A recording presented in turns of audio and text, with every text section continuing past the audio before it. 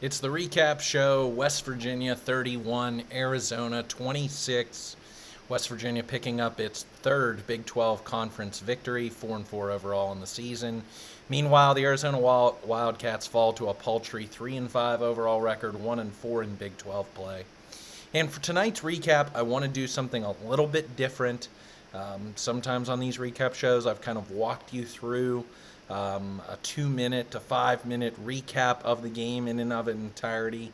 But I want to do something a little bit different tonight, and I want to start off with two segments. It's kind of stealing the format from Colin Cowherd, where Carson was right and where Carson was wrong with this game, because man, oh man, oh man, sometimes, like, much to my own chagrin, because I feel like I call upon West Virginia's doom sometimes when I give you the pregame shows and what I think West Virginia should do, what to watch for, this and that.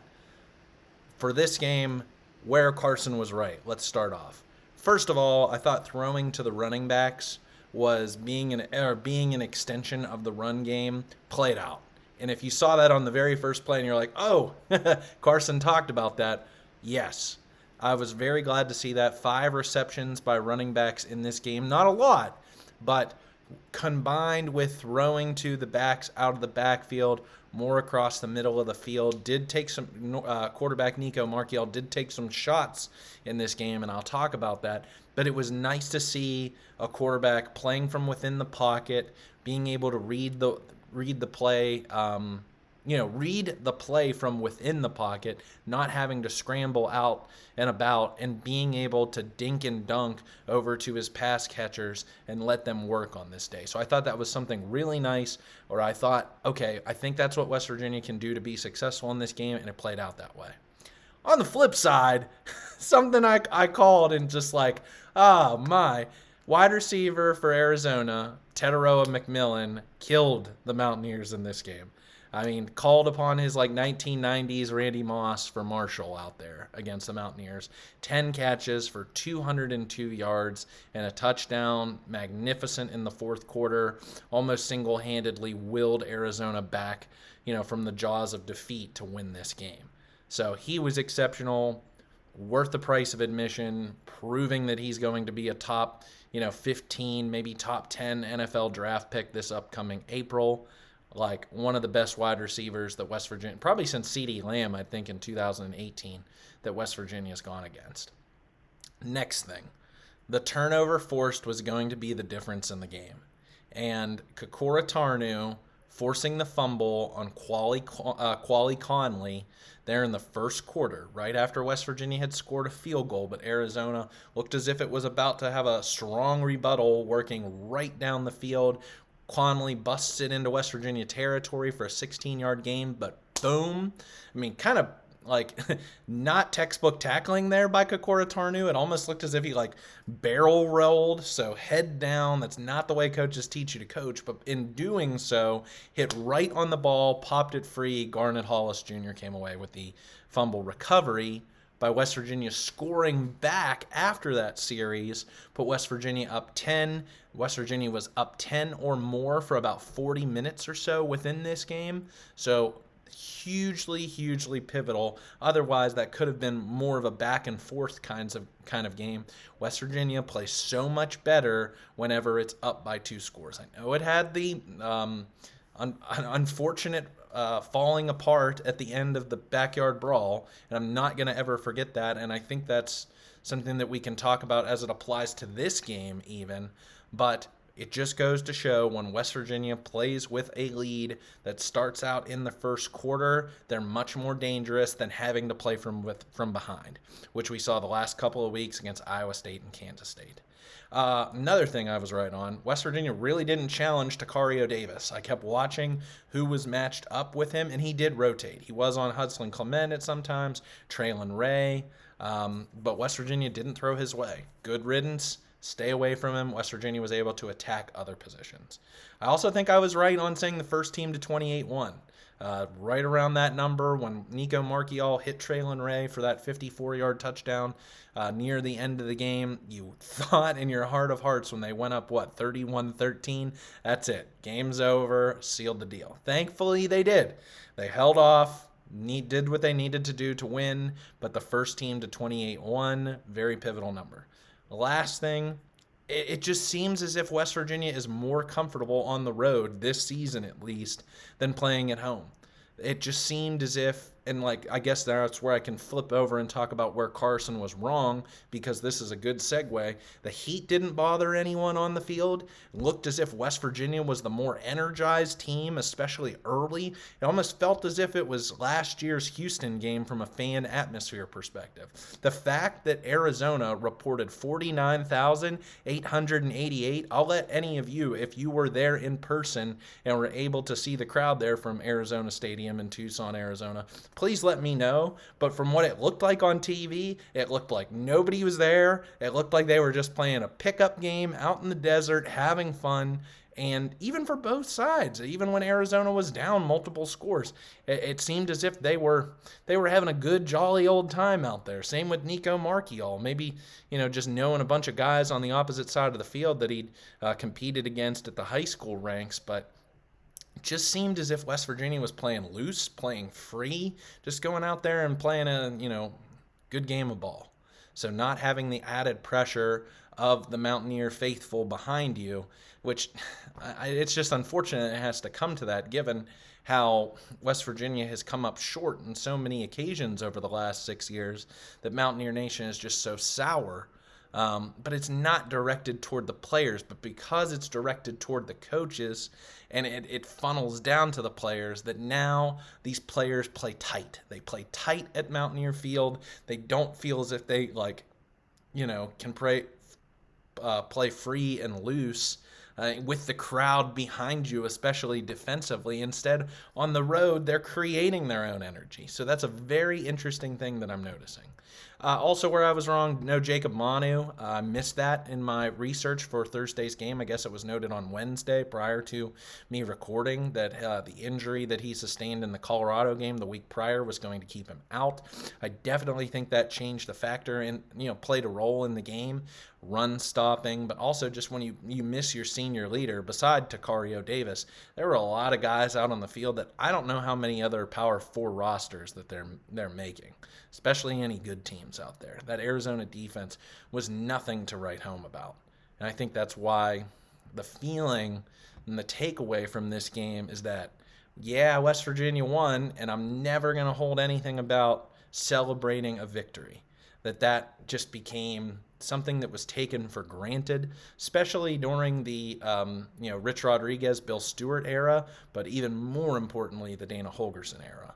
So to relish this win, but it's just like that after-game beer just didn't taste as refreshing, I feel like, given the way that this ended. The other thing I was wrong on, but maybe not necessarily wrong, but just never expected from West Virginia in this game, I did not think that West Virginia was going to create that kind of pressure. They were fantastic. The front seven was after Noah Fafita all game long. I don't have a Pro Football Focus account, so I can't give you the statistics, and I looked on so many different articles and every which way about how many times Fafita was pressured on his dropbacks, but I have to figure it was around 50% or more. He was getting chased all game long, having to throw the ball out of bounds. Even the one touchdown reception that he did have to McMillan in the fourth quarter was just a wing and a prayer that he just threw up. And because that Trey Lathan was covering McMillan, which he's never going to win one of those one-on-one matchups, that easy catch, easy touchdown. But the pressure was awesome on this day.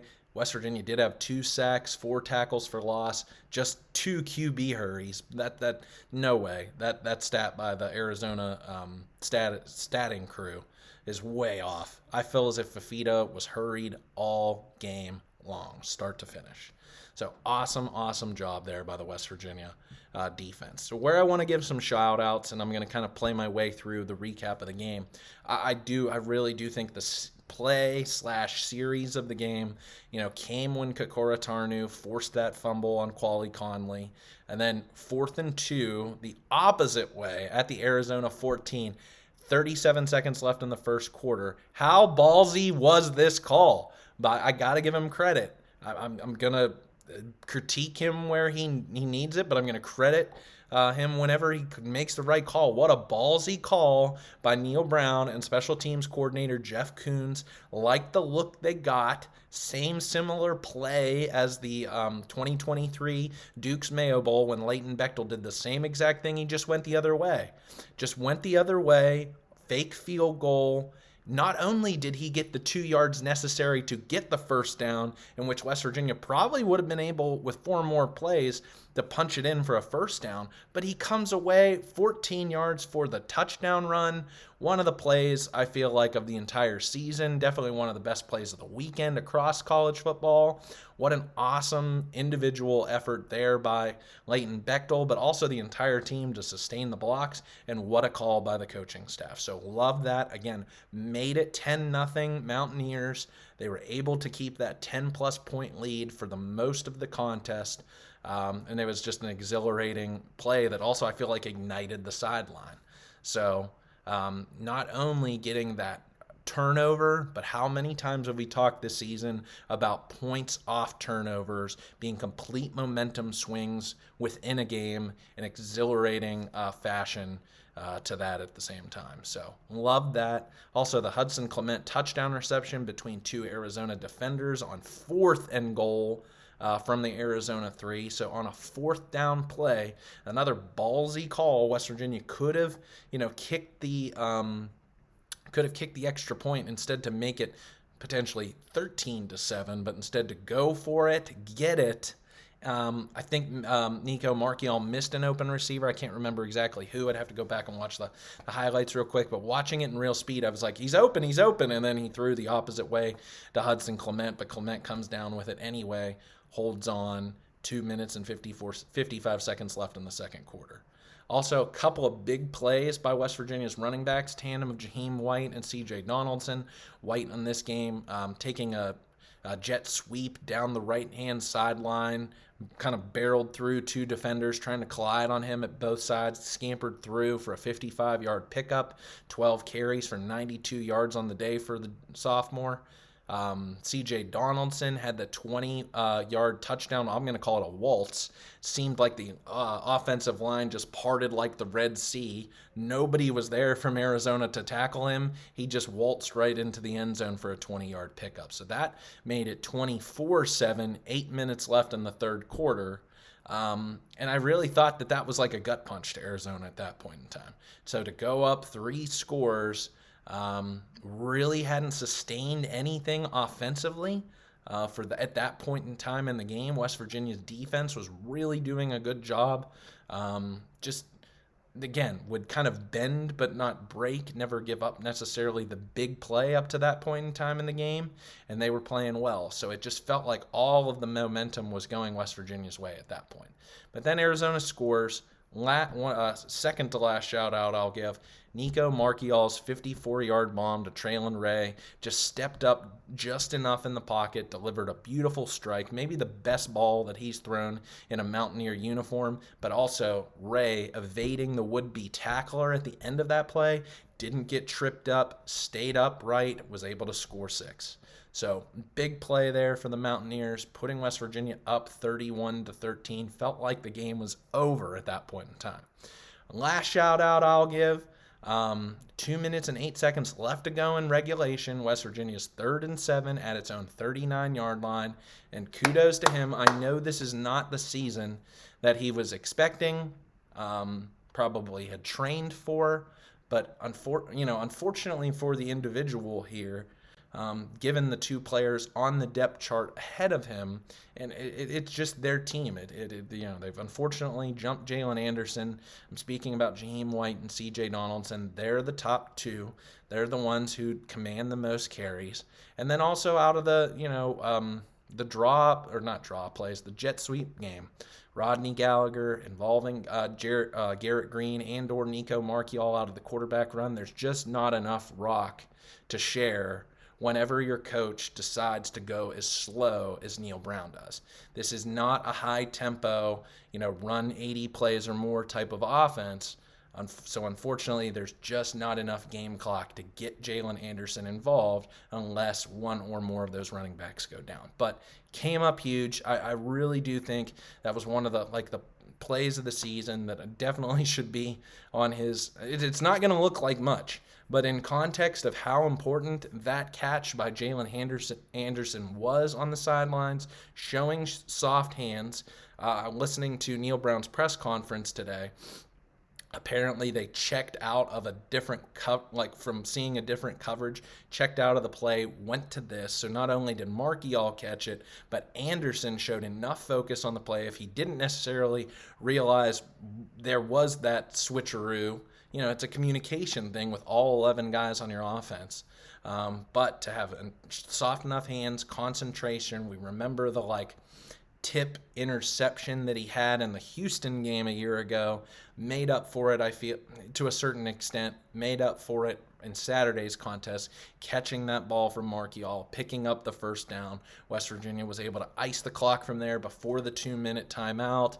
Game over. So at the end, really, Anderson put the nail in the coffin to Arizona whenever it just seemed like if they had got the ball back, they were going to score, and it was going to be like a backyard brawl part 2. That's what it felt like. So, man, you could really excel when Anderson caught that ball and was able to pick up the first down. So let's talk about it. Really, the quarterback controversy, if you want to call it that now you have as West Virginia's program, given the way Nico Marchiol performed. I wouldn't say that, even by way of the numbers, that this constituted an A-grade performance. But, when you're 82% completion percentage, 18 for 22, for 198 yards, 2 touchdowns, had the beautiful pass to Ray, had the beautiful pass to Clement for the touchdown, 11 carries for 39 yards, how are you going to argue with it?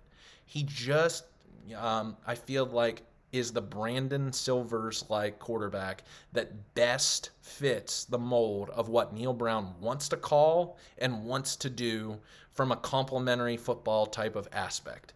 It's not a poor reflection against Marchiol, but he doesn't want to have the Johnny Manziel like Garrett Green type player who can burst down the sidelines for 60 or has to play outside the pocket over the majority of his time. He wants to have a quarterback who's able to, and we saw this out of Austin Kendall. We saw this out of Jared Deggy. We saw this out of JT Daniels. He wants a distributor who can run.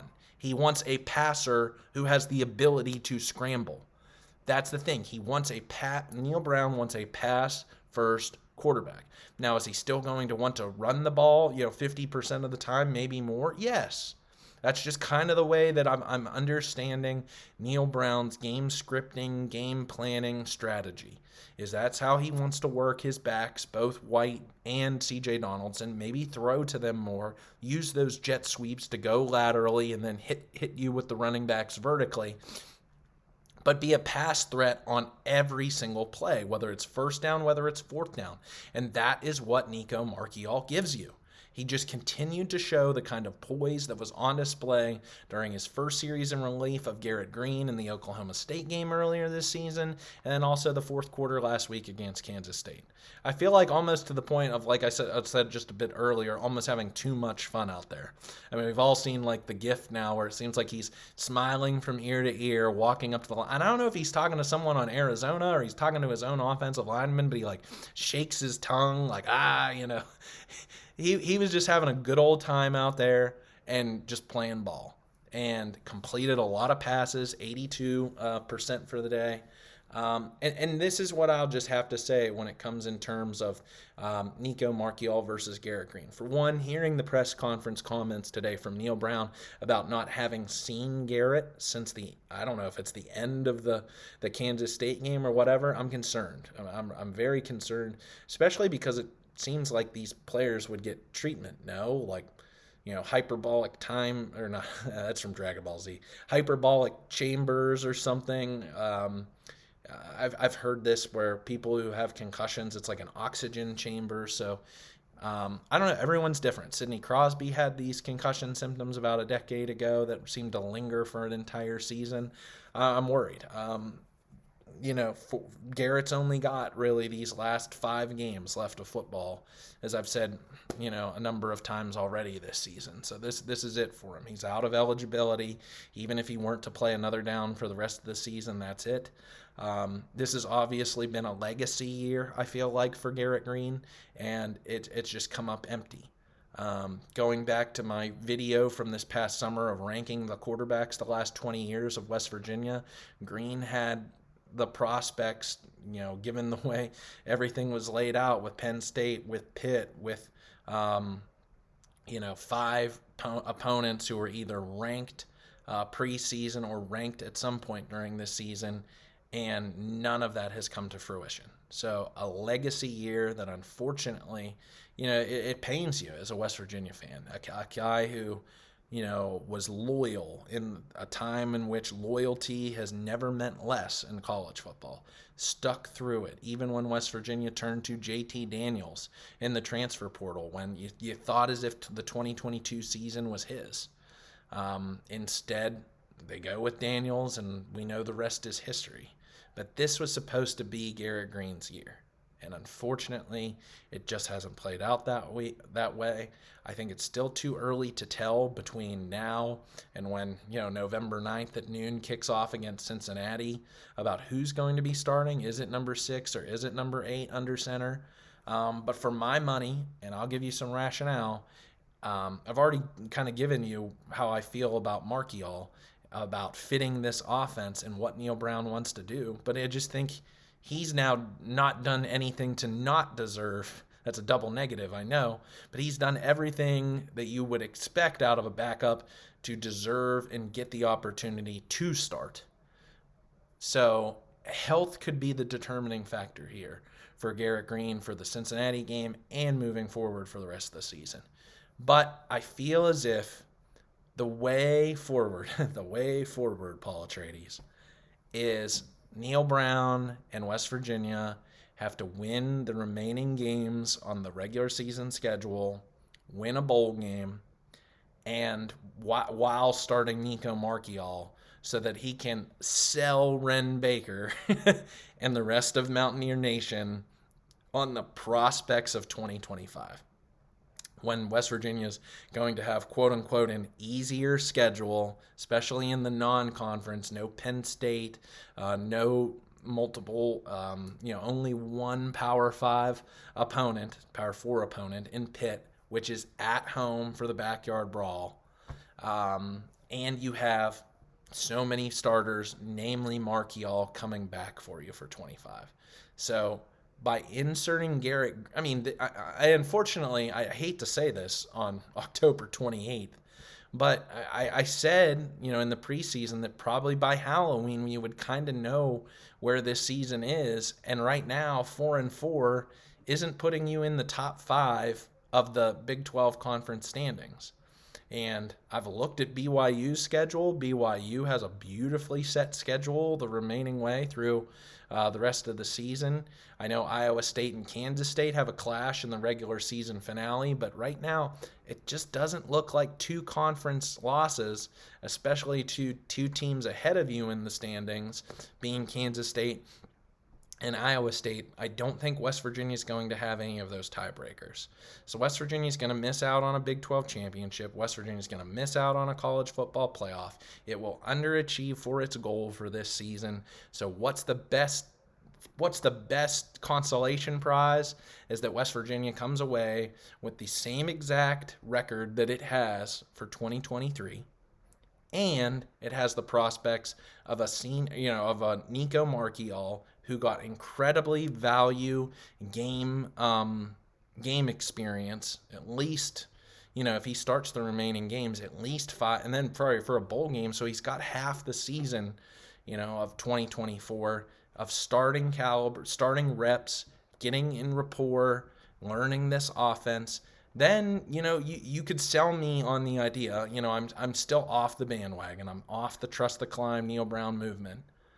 But you could at least then sell me on the idea that you could retain the West Virginia offensive coaching staff, completely scrap. And, like, I hate to say that against Andrew Jackson because, man, has this defensive line, I feel like, overachieved. Like, he does not deserve that at all for how, I feel like, made Fatorma Mulba so much better this season. TJ Jackson's been a one-hit wonder.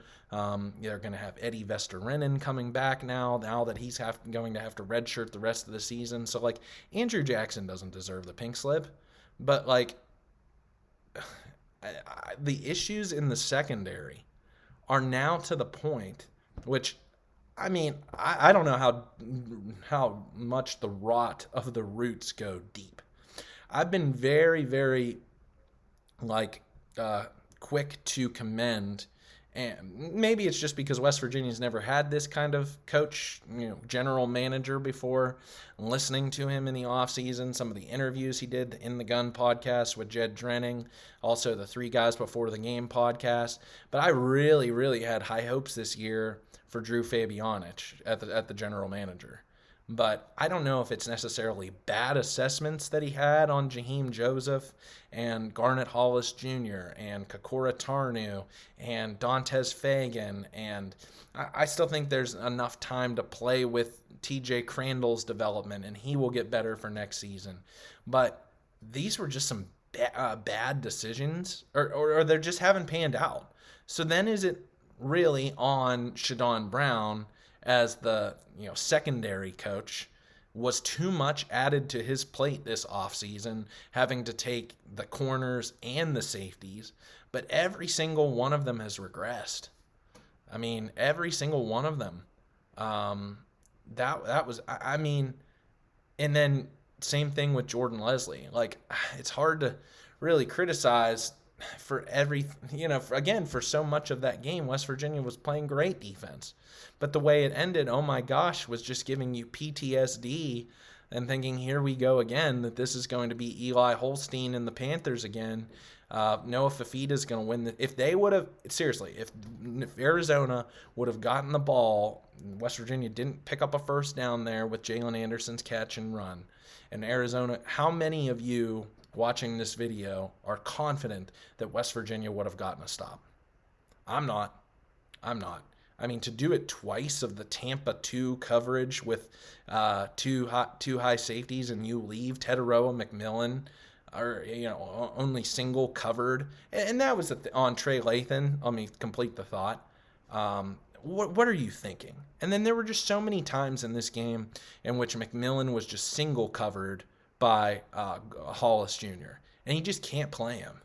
Like, I don't know if it's, he was disappointed or mad he didn't get like second help, but why are you not doubling him? Why are you not tripling him?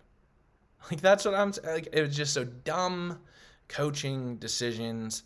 Yes, I loved the pressure that West Virginia created, don't get me wrong. They did a half decent job in rush defense at times in this contest. Didn't let Fafita beat them, especially. But Shadon Brown, Jordan Leslie, and then then how much really does go down to these players, because we're not talking about freshmen. We're talking about fifth year, in a lot of cases seniors, to be so bad that you just don't. I mean, seriously, how did Jim Nagy at the Reese's Senior Bowl evaluate Garnet Hollis Jr. before the draft last year as a 5th round draft pick? Because, man, he is Jekyll and Hyde out there. He'll make one good play, and then he'll give up a touchdown on the very next. And you're just back to the drawing board thinking, when is this guy going to finally break out? I know that West Virginia puts a lot of pressure on him. This is the same thing that West Virginia did to Beanie Bishop last year. It almost seems as if, Jordan Leslie puts your cornerback 1 on an island against the other team's best receiver and says, here you go, have at it for 4 quarters, do the best you can, hope you don't screw anything up. But so that's what I mean. Like, okay, so I don't necessarily like either. And so do you clean house? Do you keep everybody on the offensive side of the ball, You don't give any, you just play out the contract at least into 2025 with the prospects, of Nico Marchiol and the hope for next year with an easier schedule, clean house on the defensive side of the ball, and move, try and go out there and hire a legit defensive coordinator, which is kind of what I thought West Virginia should do last offseason. I feel like we talked about this 10 months ago. When I was talking about my checklist of things West Virginia needs to do to get ready and put itself in the best position for 2024. It didn't make any, it added Victor Cabral, but didn't change the scheme. So, out of this 3-3-5, what is Jeff Coons now doing? He's coaching one middle linebacker, or you have two coaches to coach three players and three starting linebackers. Meanwhile, Shadon Brown is one coach coaching five, so two corners and three safeties. Like, how does that make sense? So, just very confusing. No real changes to the scheme. I think there were just some misses in the transfer portal by Drew Fabianich and staff. And these players just haven't panned out. Thankfully, West Virginia will get another year's worth of eligibility from both Jaheim Joseph and Aiden Garnes. That was another one I missed to mention. Maybe they can be guys who are contributors in 2025 because they have more eligibility, and I do have hopes for Crandall. I think he can definitely bring it with an entire off-season conditioning program. And he's got more experience, so he'll do better from there. But just after the end of that Arizona game, I didn't feel any better about West Virginia than I did before the game. And I feel almost, because it's repetitive in the fact that West Virginia is not getting any better, that if you're staying still and you're not improving, you're falling behind. So I felt disappointed. Again, I happy, went to bed happy, but again, it just didn't taste as good as a victory usually does. Given the way Arizona had been playing so poor the last 5 contests, the way that West Virginia was playing so well against them in this contest, to then just fall apart there in the last 2-3 series defensively. I just how how do you just give up those easy touchdowns when you play so well for nearly 4 full quarters? So, love to know your thoughts. Did you feel the same way I did? Leave your comments here on YouTube. Would really appreciate if you like this video so more fans can see this around YouTube. Love to have you a subscriber. I'll be back definitely for Friday morning we have another bye week. So, yeah, almost forgot there. No opponent this upcoming week, so may take a break here, may give you something midweek if some news necessarily breaks out. I do want to talk basketball. So actually, yes, so I will be back later this week. Maybe I'll drop it on Saturday. Since there is no football to talk about that you can listen to, let's preview in a week's time. The West Virginia Mountaineer Ballers are going to tip off at home against Robert Morris to open the 2024-25 season. So really excited. Done a lot of research in this last month, especially like a week and a half ago, watching West Virginia's exhibition game against Charleston on ESPN+. So I have some thoughts about this basketball season, about this team, the schedule. So really excited to bring that to you. So yeah, it might be an opportune time to just pause here on the football season. Still a lot to talk about, of course. So if there's any news that comes up over the course of this week, I'll bring it to you on a show. Otherwise, be ready to check that out about the basketball brawlers, or the backyard brawl. Sorry, brawlers, no, ballers, for this upcoming weekend. So thanks for tuning in. Love to know your thoughts about this West Virginia game against Arizona. Do you feel better about it after the fact? How do you feel about Marchiol versus Green at the starting quarterback position moving forward? And then what do you do with this defense? Oh, goodness. So tell your friends, tell your family, tell your dog I do this each and every week and have a lot of fun doing it. Hail West Virginia. Let's go.